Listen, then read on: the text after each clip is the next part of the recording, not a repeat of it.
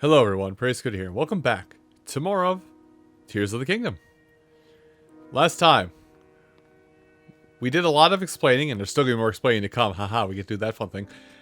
But we approached this door at the Temple of Time, and we're told, no. Why no? No. And then a goat man said, hi, I own that right arm of yours. Pay no mind to the fact I am dead. Is that a great synopsis? No. Sticking with it though. But we also basically got told that there are shrines scattered throughout the island, and I went through and how to highlight those. So now it's just going to be going about and going to those places. So for a lot of things in the game, I'm going to just try my best to go from point A to point B. I will still get lost because I will remind folks that I have only played this game once. Also, arrows, very valuable. We'll talk more about arrows and bows and whatnot later. I have only played through this game once. So my knowledge and what I know as to how to do is very skewed. And I have only... my one playthrough is all I have for research. I have not seen much of other people playing the game, nor have I had the ability to play this game more than once. Anyway, last time... I'm going to pause just to be safe here. Oh, bows and arrows. That menu popped up now. Also, the shield menu popped up here. Much like our weapons menu... We get items in there. We can go in and we can drop it if we don't want it anymore, or if we want to and we want a specific weapon from our cache or our shields from our cache, we just go over to it. The same issue. Anyway, we're going to do sneak attack this particular construct. Sneak attacks pretty much will knock out any enemy. Again, clicking the left thumbstick to go into sneak mode. You make sure that purple meter is not waving around like crazy. Get up behind an enemy, and when you see sneak strike, we're done. So if you are a fan of tactics and being sneaky, well, that's here for you. So, bows and arrows. Now that we have our full range of items, our full range of offensive items, let's talk about how we do it on the fly. I've already shown you this menu and how this menu works for selecting those items. On the fly, your weapons are on the right D-pad. Your shields are on the left D-pad. Your bows and arrows, you first have to pull them out or hold the right bumper if you have no bow equipped, and then press right. It's archaic, it's stupid. Don't worry, I'm not ignoring that fact. Now this guy looks like a good first target for a bow and arrow. Hold the right trigger to draw your arrow, and then you can aim at that. If you're somebody who uses gyro aim like I do, like I am bad at, you can gyro aim. Now what I will do is gravity. I missed the shot. Hit an enemy in their obvious weak point. Dang, I missed. Hit an enemy in their obvious weak point will deal double damage. Much like your weaponry, shooting something with a bow does X amount of damage, and you'll do more damage if you hit their weak point or a critical hit. That's a dragon, by the way. Just if you happen to see it in the background, that's a dragon.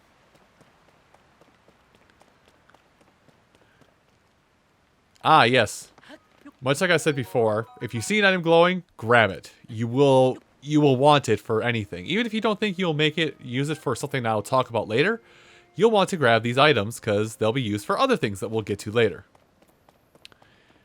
Now, it's getting dark out, which won't have any bearing on how we do things yet, but at night, it gets a little more dangerous around the land of Hyrule, which I will say we are technically still in the land of Hyrule. Anyway, shrines. We get to now talk about shrines. By the way, we got to our first of 3 marks that we placed around the map to say that there's a shrine here. We do have to visit each one of these shrines. It is a bit of a tutorial, but it's a necessary tutorial in order for us to get all the tools we will use for the entirety of the game. All but 2 tools. Never mind. The other 2 tools are not there, but if you notice on the minimap, that 1 mark we had is gone. Basically, those pins that we placed down, the very colorful pins that basically act as beacons when you're using the right-click camera view mode. And once you approach roughly where they were placed on the map, they will disappear. This is a blessing and a curse.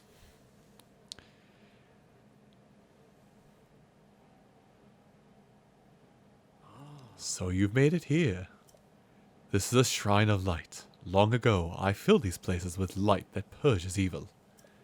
I believe this light will restore an ability your right arm has lost. Don't you mean your right arm? Don't talk over me. Now then, extend your hand. Like this? Ew, ew, ew, I'm getting Nickelodeon slime. Ew, ew, ew, ew, ew!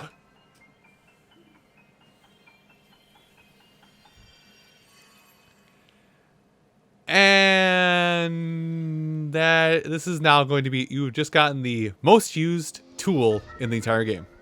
Ultra Hand. Grab move objects, rotate them, and stick them to other objects. This is the building thing. This is also, for lack of a better term, magnesis. This is the Ultra Hand ability. It allows you to move objects freely and attach them to other objects. With it, you will be able to build a great number of things. Really, anything you can imagine. He's not sugarcoating that, by the way. Really, anything you can imagine. We'll see what all you can imagine with. But to put it lightly, people have built Metal Gear, sushi shops. Yeah, something I will not say, although I will just coyly say Phallus Man. Functioning cars. Yeah, if you can think of it, you can probably build it in this game. It is that robust. Use Ultra Hand and receive the blessing from the shrine. Now, me, myself, I will use this very little or very lightly. I'm not a super imaginative person. If you can't tell by my thumbnails. I'm not a super imaginative person. But I can give you a brief tutorial on how this works, because I had to kind of break this down. So, when you have an item, this is just how it is. Hold the right bumper, you basically get a Z and Y axis to flip things on. When you're turning something, think of when you want to turn something on the Y axis. I'm going to say Y axis, probably have it wrong. When you're turning something on the Y axis, think of it in the opposite. Or think of it like you're turning the bottom end of it, not the top end of it. So if I press left, the bottom left corner should go left, and the part ahead of us should go right. So you can rotate things like this, or the other way if you're that kind of person. You can also rotate things up and down. That one makes a little more sense, at least in my brain. But again, imagine you're rotating the bottom of it, not the front of it. You can do verticals, and if you want to get fancy, you can do like halfway turns and do stuff like this. Now that I messed this up, as soon as you press B, you will drop the item in question. Now, we're not done with this. We're actually going to use this for other things, but with this, you can attach items to other items. And I'm just doing this really quick here because I know what I'm doing. Oop, wrong way. You also see me turn this around the wrong way constantly. Now, you can attach something at nearly any point of a surface. At nearly any point. But keep in mind, the bigger your object is, the longer it's going to take to turn if you want to turn it. And flip it horizontally and vertically. Now, we're still going to use this a little bit. But we'll talk about another feature of this in a minute. But first things first, I do want to let go. I do want to talk about kind of a feature of this game that will sort of be part of the 100%ing of this game that I am talking about specifically. Is getting all of the treasure chests hidden within shrines. We are going to be getting all shrines in the game. This will include all treasure chests in the shrine. Now, I will do this as well habitually just to make sure I clear the shrine, but if you're ever wondering, hey, did I get all the treasure chests in the shrine? Hit minus. If, to the right of the shrine name there, if it has a little treasure chest symbol, that means you got all of the treasure chests in that shrine. Congratulations, you have cleared the shrine entirely. Finish beating it. Now, another thing with Ultra Hand, and it's not like everything... Oh, actually, this game is going to teach us it up here. We're going to leave that behind because we're going to use something else in just a minute. So, let's see. Okay, good. It's going to give us a big ol' object for this. Perfect. I did not know that was up there. How long was that up there? Hold on. Is it going to do it again? I never knew that was up there. I've never seen that. I mean, I played the game once myself, and I've watched somebody else, one other person play this well after I started. I didn't know they gave you an example of what you're going to do here. That's awesome. So, we're going to double down to kind of make things effective, but basically, with your items, some items are pretty obvious what you want to do to make them work. This one's a hook. Attach a hook to this to make a platform. But oh no, our hook, it's stuck. Things are stuck. Hey, see that signal down there that says wiggle, wiggle, wiggle? You can either do it you can either wiggle it manually by flicking the right thumbstick around, or you can shake the controller around, and that'll get it unstuck. Slightly immersive. So what you want to do is basically position these hooks on here so that they basically make a properly balanced platform. Drop it on the rail, and get ready to do the slowest downhill jam in Sonic Adventure 2 you ever had fun experiencing. This hole, if you grab the platform from by the treasure chest, you can if you grab the platform we've made by the treasure chest at the start here, and walk a little over here, you can bypass this whole hook thing. But I'm still going to show it to you. And with that, this shrine done. Shrines are kind of like the filler for the normal Zelda puzzles. Like a lot of normal Zelda games have just puzzles where you solve a puzzle to get access to a temple, and in the temple you have to do several puzzles to clear the temple. The shrines in Tears of the Kingdom, and subsequently Breath of the Wild, function in this exact regard, where they're little mini puzzles for you to solve in order to gain access to, well, more features. And for doing such, instead of spheres of power, whatever they were called in Breath of the Wild, we get an orb of light. Which I'm probably going to have the name wrong, because even though I've collected 152 of these, I still don't remember the name. Light of Blessing. I'm going to call it an orb of light.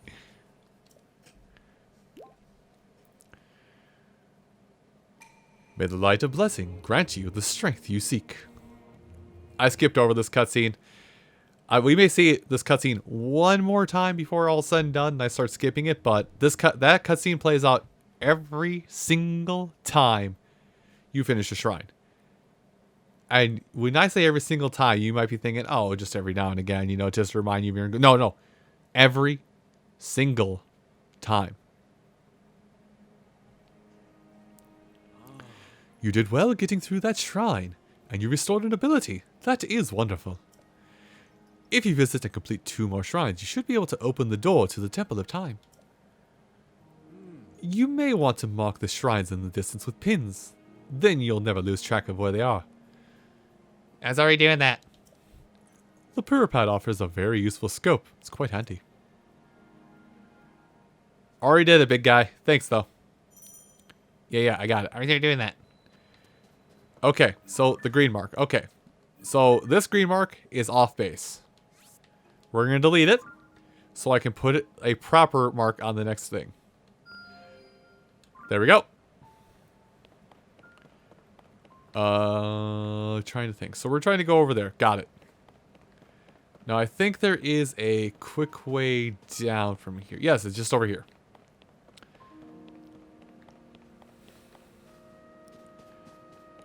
And you know what? I'll just address the elephant in the room, because I'm pretty sure everybody has probably been asking it in the comments. Oh, hey, there's a pool of water here. Never mind.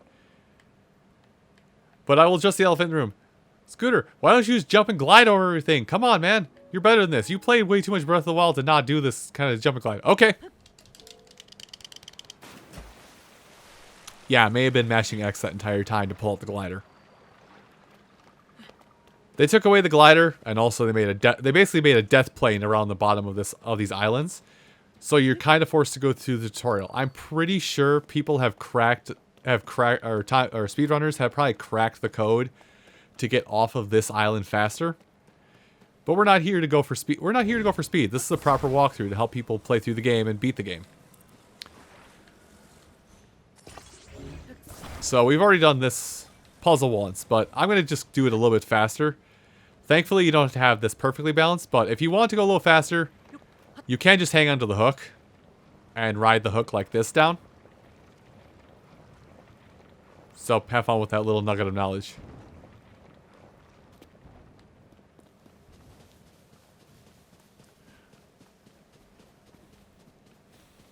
Now, Raru, what do you want to say here, my friend? I see that they're still at work even now. We originally created the constructs to assist in our endeavors. All of us were fond of them. I never imagined they would continue to carry out their assigned tasks to this day. The fact that labor no longer serves any purpose, yet they perform it still. It is disquieting to me. Yeah, so robots are doing things that they haven't needed to do. Hey, wood! Wood, useful. It is used to make fires. We don't have the ways to make fires, but yeah. Hi, I'm being nice. Face it head on. Pardon me. I was absorbed in my wood cutting. Wood cutting. Practice chopping trees to create logs. Logs can be combined to assemble platforms. Chop wood, make wood, yada yada. So this is the tutorial for the tree, for basically tree cutting.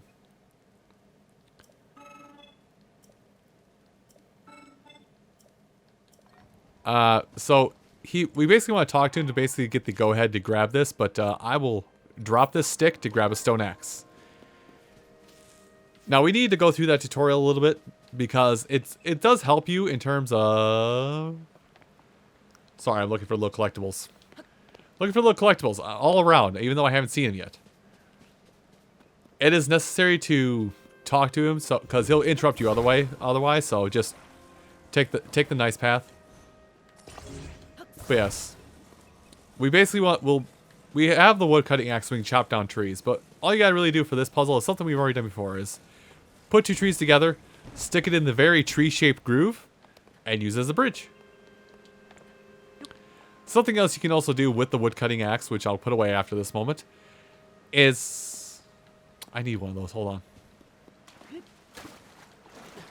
Dang it. No, come back here. Got it. An ancient arowana. There are much better ways of catching fish as time will go on, but I wanted to make sure I got at least one because I think somebody needs that for a side quest later on. Anyway. The wood cutting axe, you can chop a tree once to make a platform. You can chop a tree a second time in order to make a pile of firewood.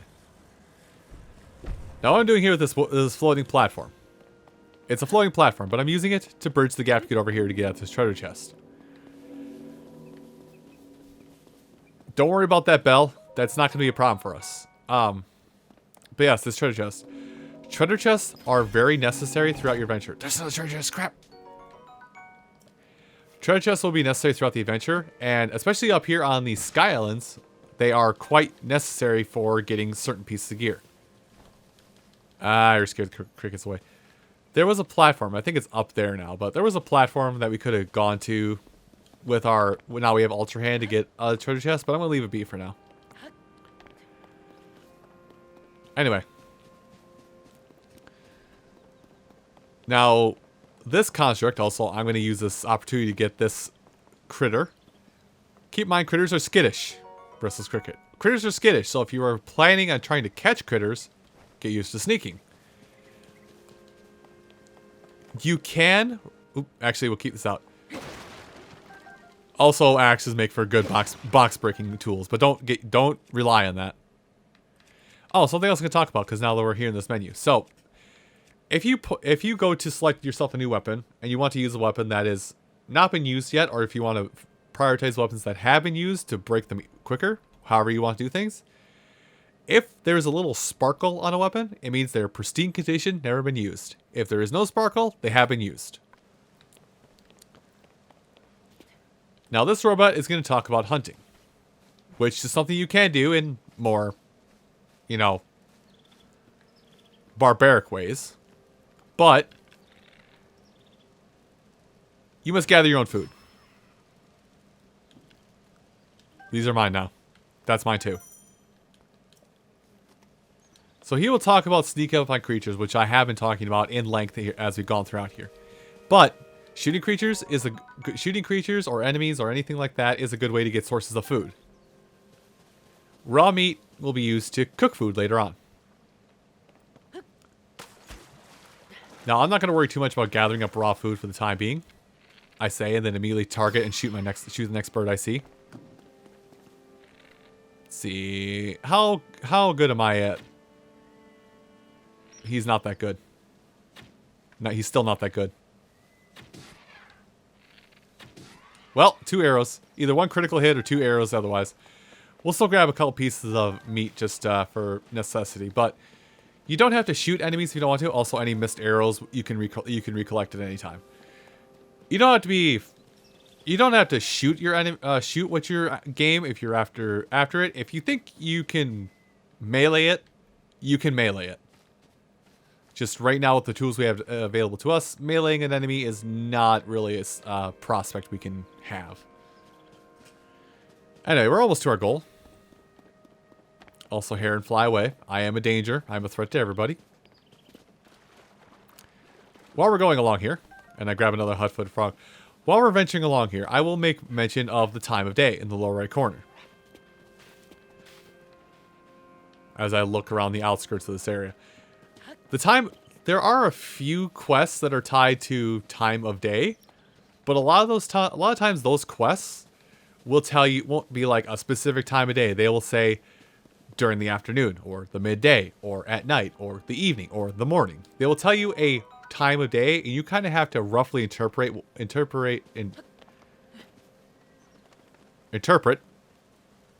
I speak English, my first language. Did you know that?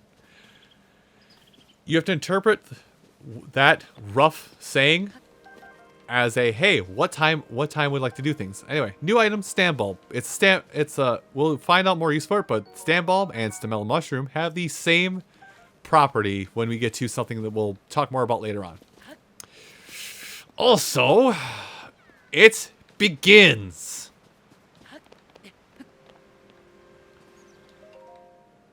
This is awful. Where's my friend? Huh? You can see me? I'm a Korok, one of the children of the forest. I was traveling with my friend, and we got separated.